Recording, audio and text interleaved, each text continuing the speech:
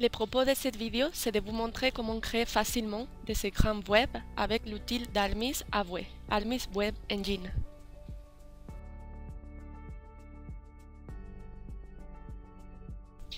Nous allons vous montrer comment créer facilement de zéro une application et un écran très simple avec Avoué.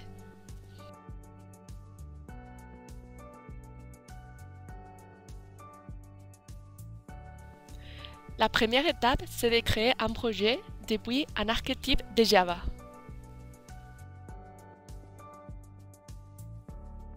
Nous allons créer un nouveau projet, puis on va choisir la catégorie Maven et comme type de projet, projet forme archétype.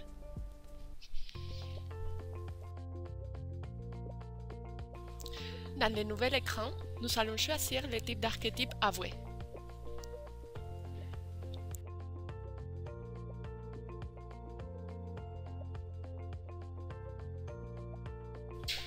On écrit un nom du projet et on clique sur Finish pour créer le nouveau projet.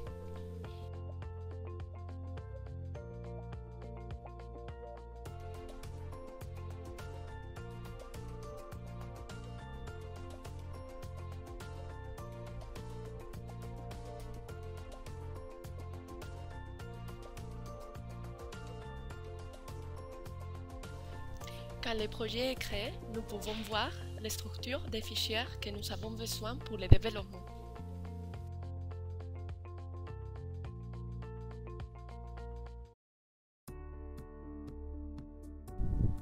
Pour vérifier la correcte création du projet, on fait clic sur Play et il sera déployé dans le navigateur.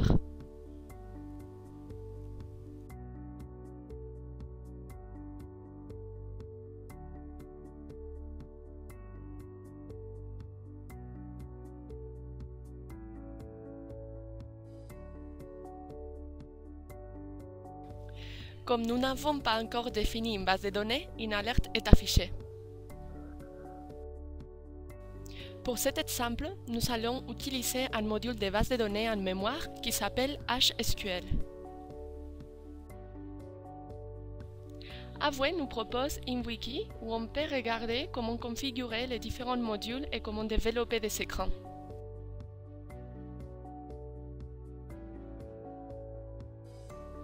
Pour créer les modules HSQL, on doit suivre les pas décrits dans la wiki et copier les parties du code où correspondent.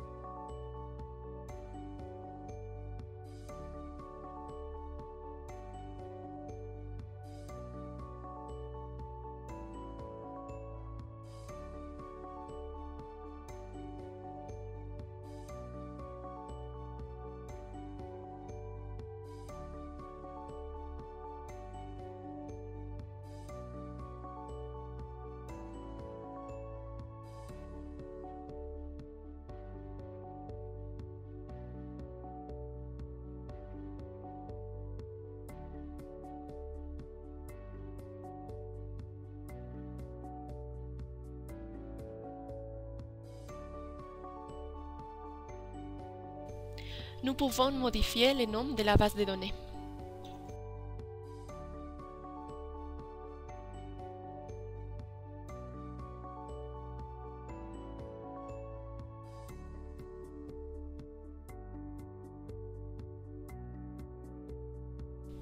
Quand on a créé le module HSQL, on doit cliquer sur le bouton Build pour rajouter toutes les librairies.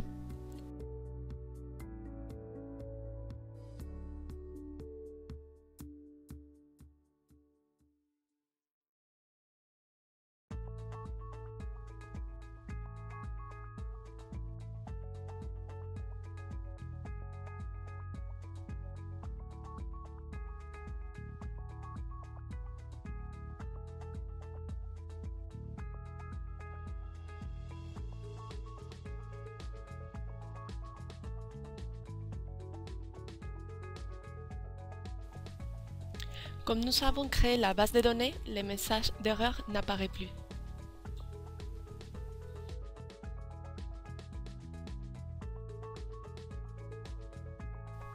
Dans les fichiers Private XML qui se trouvent dans le répertoire menu, nous avons toutes les options de menu disponibles dans l'application.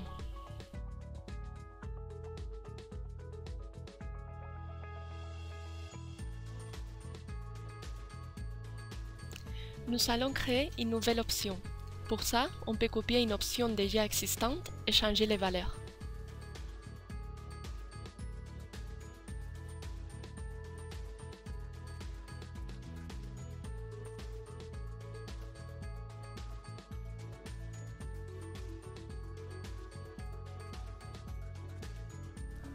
Maintenant, nous allons rajouter un icône. Nous pouvons trouver tous les icônes disponibles dans le site suivant.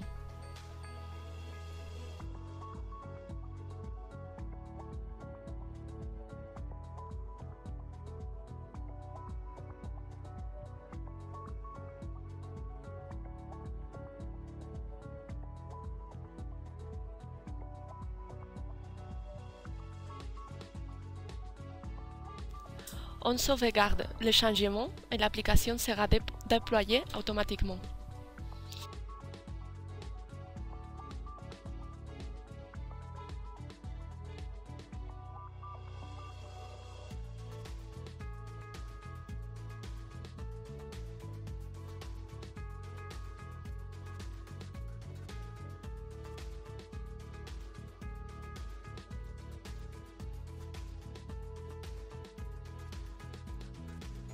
La nouvelle option est disponible mais l'écran n'est pas encore créé.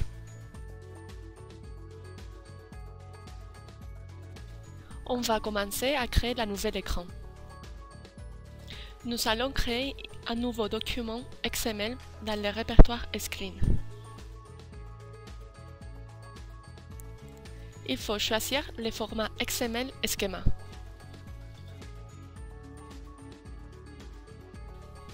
On va chercher le schéma de type Screen dans le répertoire du projet.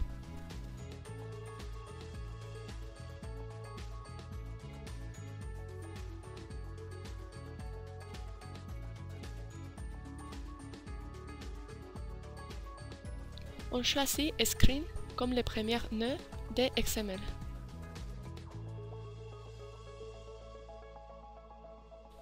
Il faut désélectionner le choix dans Content Options. Nous avons dès maintenant le brouillon de l'écran.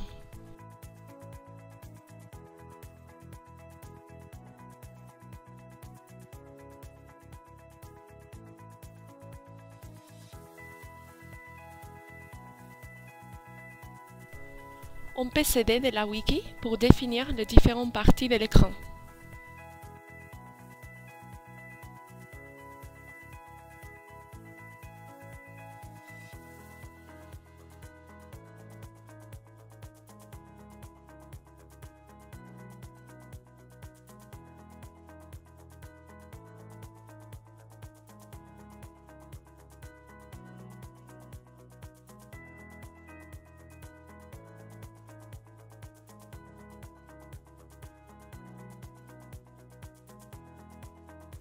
Nous allons choisir le template Window pour avoir une partie où on placera les boutons et une autre où il se trouvera le reste.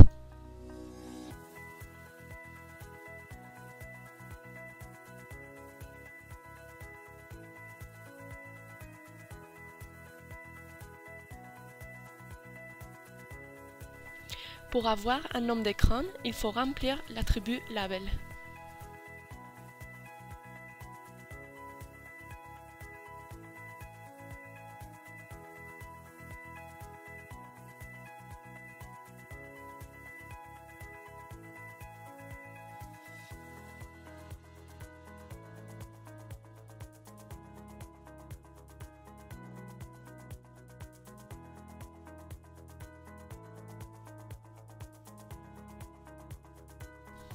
Et voilà, nous avons notre premier écran. Maintenant, il faut la remplir. Nous allons rajouter un composant de type Window où on va définir les critères.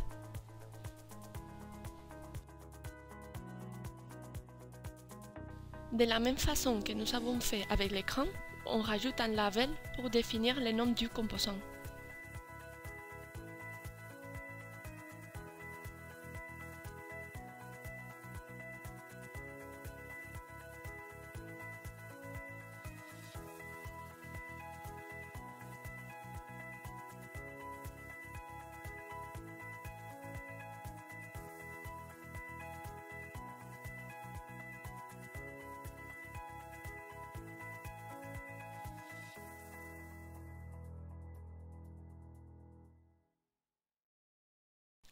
On va rajouter un composant de type tag qui est un node HTML. Avec les tags, on peut définir des styles qui vont désigner le format du contenu.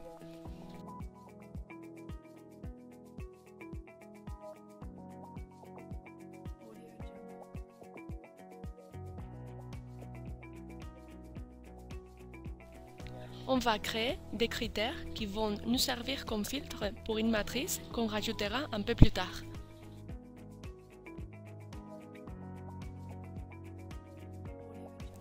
Le premier critère sera de type test.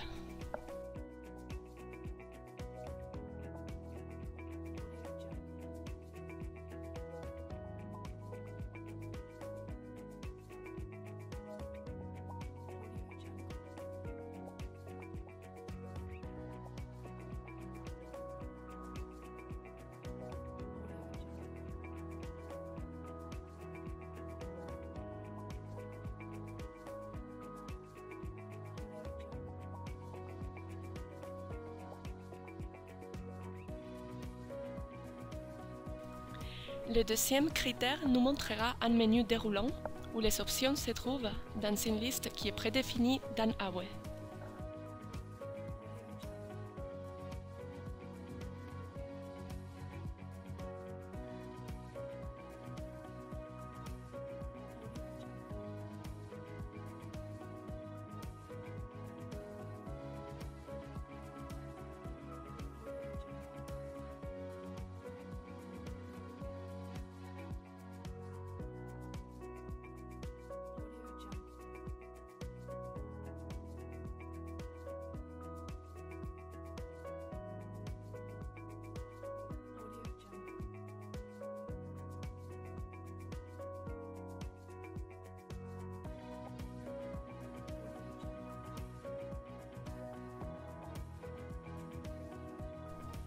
Notre écran a déjà des critères.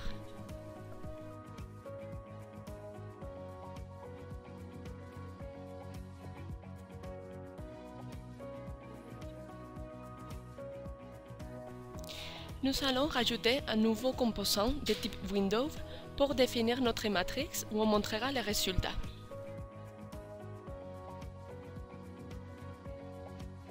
L'attribut expandible nous permet de profiter de toute la place qui reste dans l'écran pour placer notre matrice.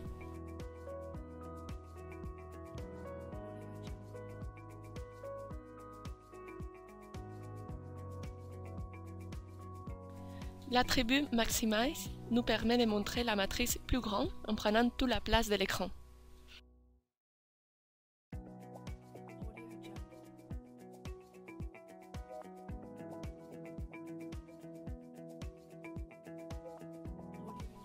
Avec les composants grid, nous allons définir la matrice.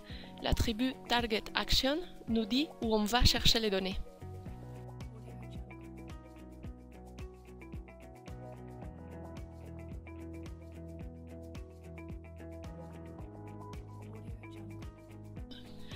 Avec l'attribut Autoload, on va afficher les données au moment d'ouverture de l'écran.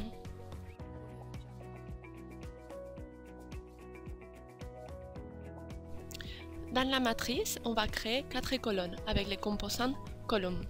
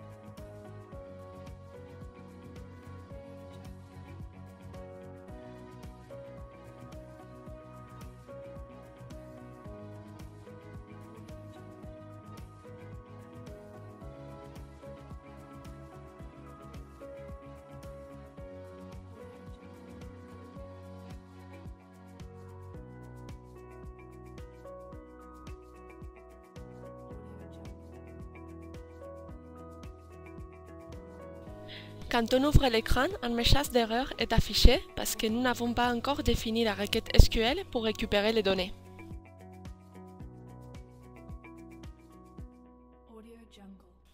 Nous allons définir la query SQL avec l'identifiant testData. Pour ce fait, nous allons créer une nouvelle entrée dans les fichiers queries XML. Dans Query ID, on met l'identifiant de la query.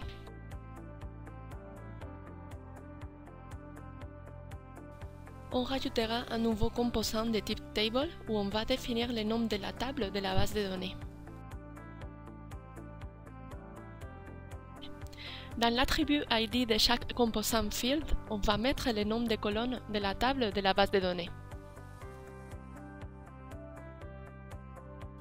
On va rajouter chacun des champs de la table et on va faire le lien avec la matrice avec l'attribut alias.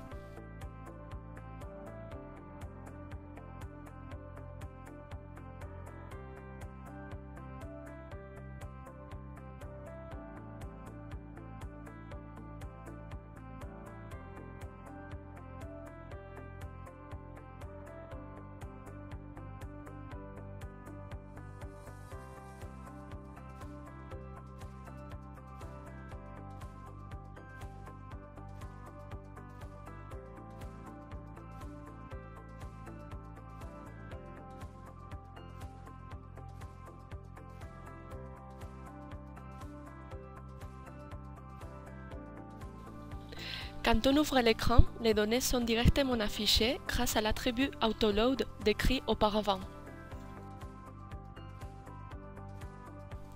La pagination et l'ordonnance des données dans la matrice sont des options directement rajoutées par le moteur Avoué.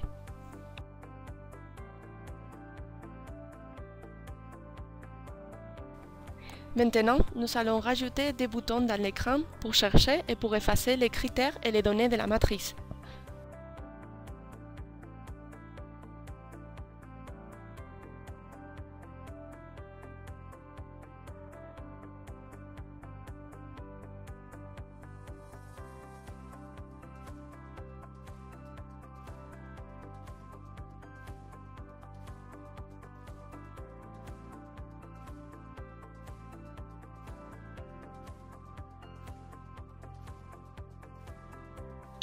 Le bouton Reset est prédéfini dans Avoué.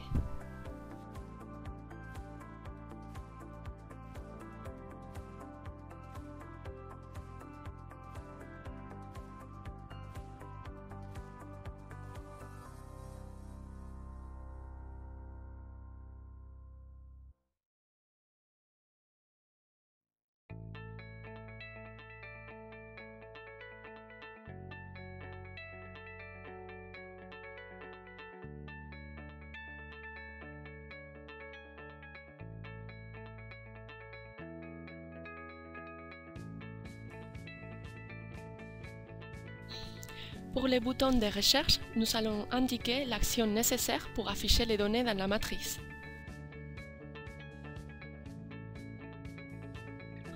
On va utiliser l'action Filter qui recharge les données dans la matrice en faisant un filtre avec les critères.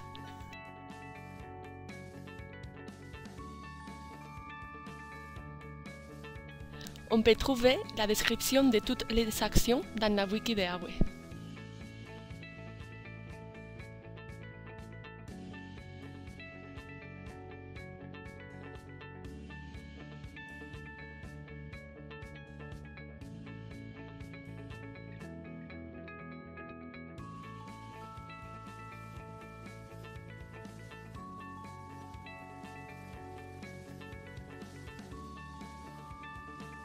Maintenant, on va définir les filtres à partir des critères déjà définis dans l'écran.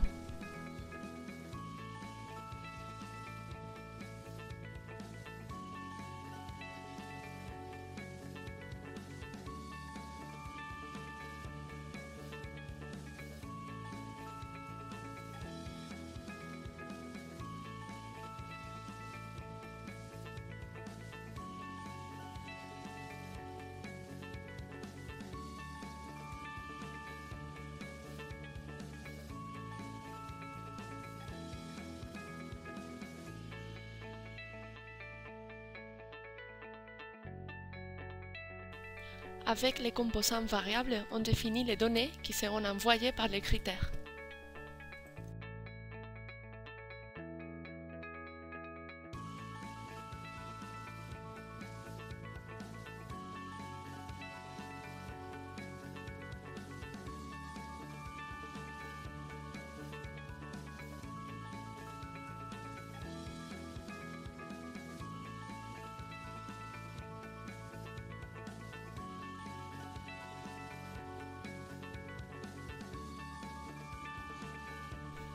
Les composants du type query seront traduits automatiquement comme une requête SQL.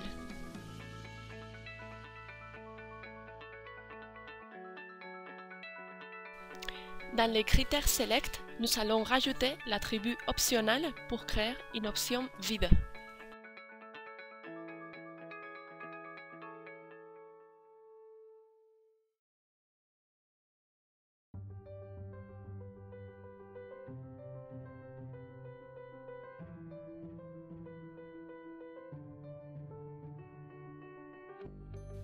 Maintenant, on peut récupérer dans la matrice les données qui ont été filtrées avec les critères de l'écran.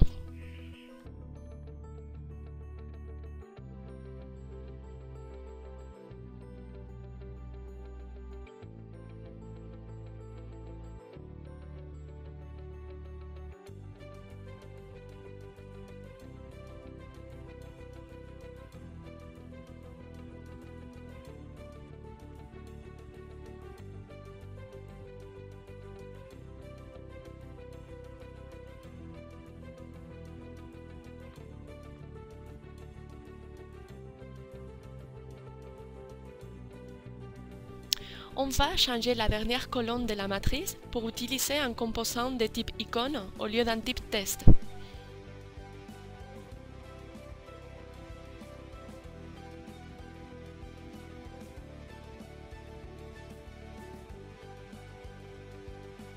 Pour ce fait, il faut rajouter un composant de type compound dans la query qui nous permettra de récupérer plus d'une donnée par colonne.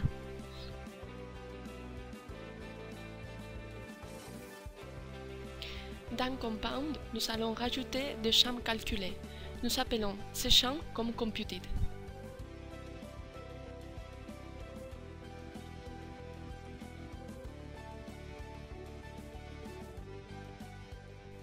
Un des champs correspondra à la valeur récupérée de la base de données et l'autre à l'icône.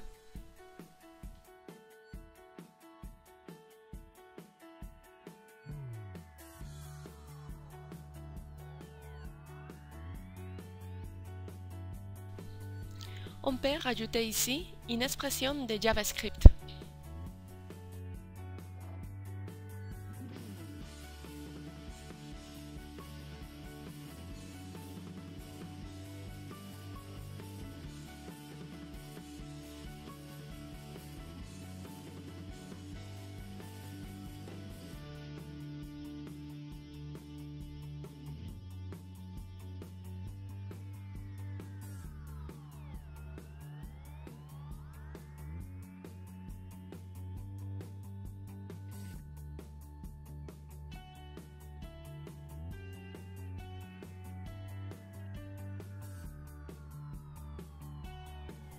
Maintenant, on peut voir dans la colonne l'icône qui correspond à la valeur.